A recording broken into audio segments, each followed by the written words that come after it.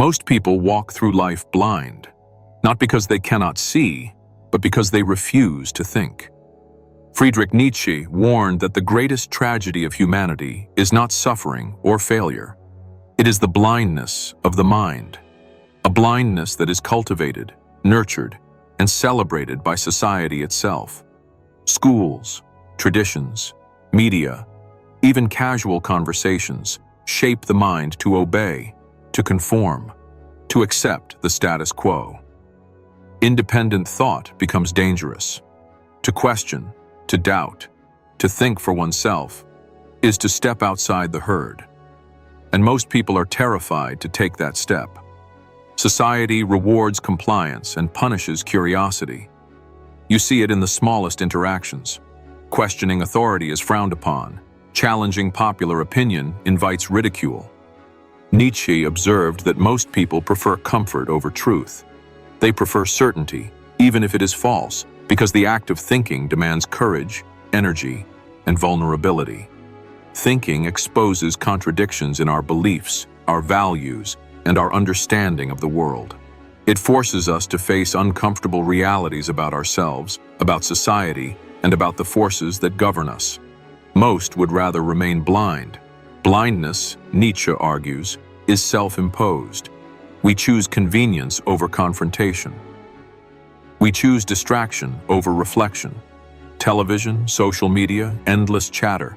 All of it keeps our minds occupied so we don't have to think. And when we do attempt to think, we are bombarded with opinions, narratives, and noise, creating confusion and fear. In this environment, independent thought feels dangerous. You feel alone, isolated, like the weight of truth is yours to carry while everyone else continues blindly. Yet the blind are not merely victims, they are participants. By failing to question, by accepting ideas without scrutiny, they perpetuate the herd mentality. Each person who does not think becomes a thread in a web that binds the collective mind, ensuring that power, influence, and control remain intact. Nietzsche's brutal truth is that you are complicit in your own blindness. You cannot blame society alone. You must face the uncomfortable truth that your inaction, your refusal to think, is what allows the world to remain unquestioned and unchallenged.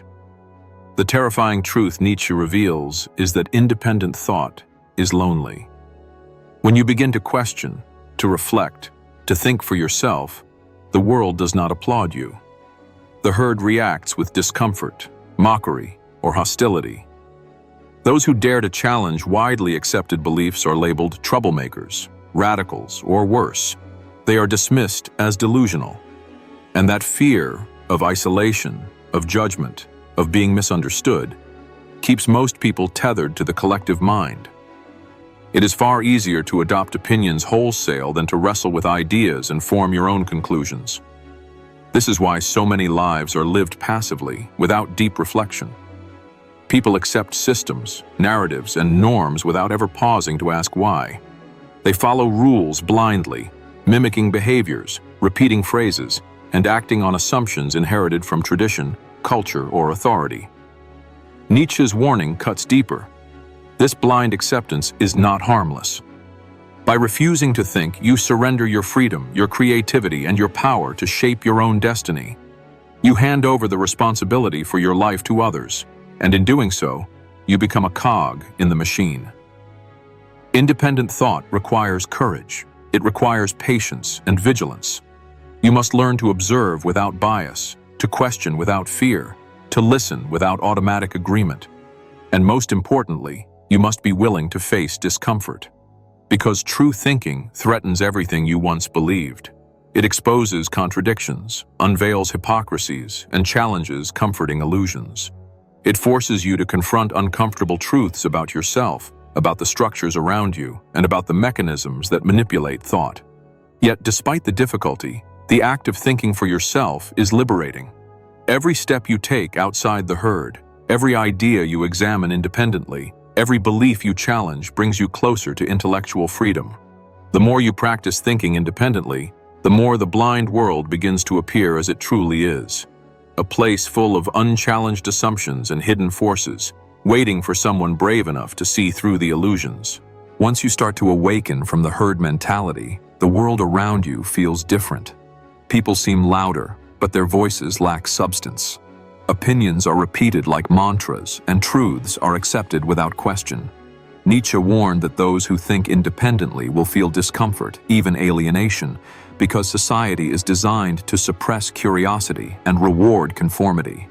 You will notice how many of your friends, colleagues, and even family members are trapped in patterns of thought they never questioned, following narratives they never evaluated. This is not judgment. It is observation. And it is the first step toward liberation. Independent thinking is painful because it forces you to confront the contradictions within yourself. Your beliefs, habits, and assumptions are laid bare. You realize how often you've acted without reflection, how often you've accepted the ideas of others as your own. The awareness is disorienting at first, like stepping into sunlight after being in darkness. But the discomfort is necessary.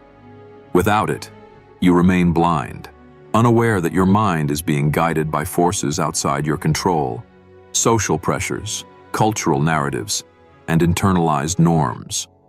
The process of thinking independently also reveals a terrifying freedom. When you see the world clearly, you realize you are accountable for your own understanding. No one can tell you what is true or false. You are responsible for your own reasoning, your own judgments, and your own ethical compass. And this responsibility can feel overwhelming. That's why most never attempt it. It is far easier to remain blind, to follow, to obey, to blend in. But those who take the step to think for themselves become awake. They begin to see the mechanics of control, the illusions propagated by others, and the hidden ways in which their lives have been manipulated. If this exploration is challenging your mind, hit the like button and subscribe to this channel, because questioning everything is just the beginning. Once you start observing the herd, you see patterns everywhere. People fear what they don't understand. They mimic what is praised. They condemn what is questioned. Nietzsche called this the herd mentality, the unconscious obedience to collective norms. And the more we remain part of this herd, the more our minds shrink. Our capacity for critical thought diminishes, replaced by pre-packaged ideas we barely consider. Every decision becomes guided not by reason, but by imitation. The danger is subtle. It is not always overt control, but quiet influence. From childhood, we are trained to value approval over authenticity. Schools, workplaces, and social groups reward compliance and punish originality. Over time, the fear of thinking independently becomes internalized. We hesitate. We censor ourselves. We abandon curiosity before it even begins. And what Nietzsche observed is that this self-censorship is the most insidious form of slavery, because you believe you are free when in fact your mind has been shackled. Independent thought demands courage and isolation. It is uncomfortable to realize that your thoughts have often been borrowed, your beliefs inherited, your perspective conditioned. And yet, once you accept this, the awakening begins. You see the mechanisms behind societal pressures. You recognize the subtle manipulations of culture, media, and authority, and you begin to reclaim your intellectual freedom piece by piece. But awareness is only the first step. Action must follow. You must practice questioning everything: assumptions, norms, values, even your own impulses. To think independently is to cultivate a mental resistance to blind conformity. And as you do, you realize something profound. The world is not as it seems. Most people are not blind because they cannot see. They are blind because they are afraid to think. True thinking is rare, powerful, and uncomfortable. Nietzsche taught that those who dare to think independently will face resistance, not just from society, but from themselves. Because thinking freely forces you to confront uncomfortable truths about your beliefs, your actions, and the illusions you've lived by.